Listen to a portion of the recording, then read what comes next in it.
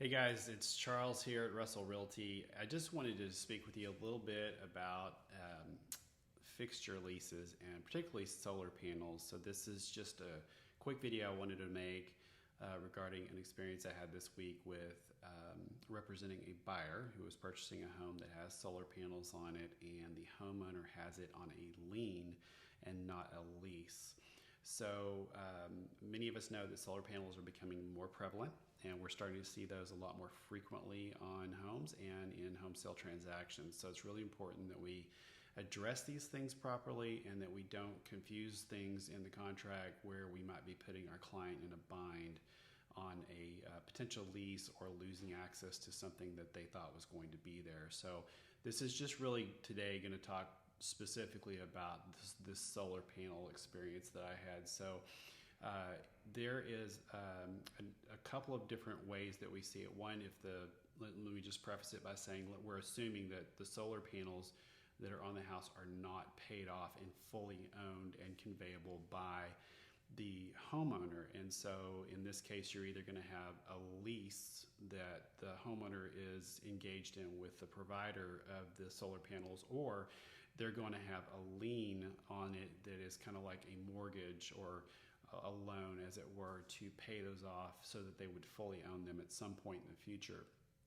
The situation I ran into was in fact a lien and not a lease, and there was a little bit of confusion there because, again, this isn't something that's real frequent. And so the first thing I thought to do was, there's this new addendum regarding fixture leases, and I should go take a look at that and check the box in paragraph 4, page 1 of the 1 to 4 residential contract. So that wouldn't be true if there was actually a lease on these solar panels, but in fact, because there is a lien, we would not use the addendum regarding fixture leases, because that addendum does not address the payoff of any particular lien, much less the solar panel lien on the property. That is actually addressed in paragraph 9 of your contract, and so you really don't have to have an addendum, and you certainly don't want to put anything in special provisions, paragraph 11, that would say compel a seller to have to pay off the solar panels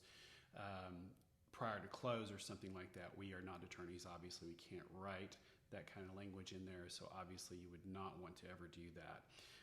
But instead, you would just inform the title company, hey, this homeowner's got solar panels.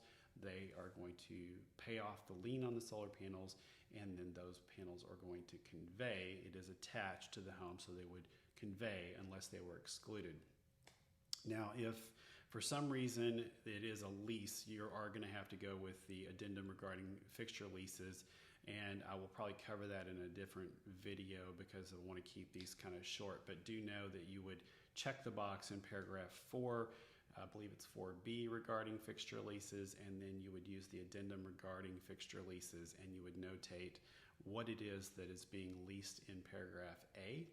And then from there, there's options 1 or 2 where you're going to either have the seller and the buyer agreeing that the buyer is going to take over the lease, or the seller is going to remove the fixtures, and then the buyer would not be subjected to that. But of course, the seller would have to make any repairs to any damage that was left behind there. And then on paragraph B, there is an option to show that the buyer has received or has not received a copy of the existing lease, so they can understand what they are agreeing to there. So I guess I am kind of going into the lease side a little bit here, but it's just sort of flowing like that. So just be aware, they're 2 very different situations, and you don't ever want to use paragraph 4 or the addendum regarding lease fixtures if you are going to be dealing with a homeowner who is just paying off a lien and would fully own the solar panels and is not engaged in a lease.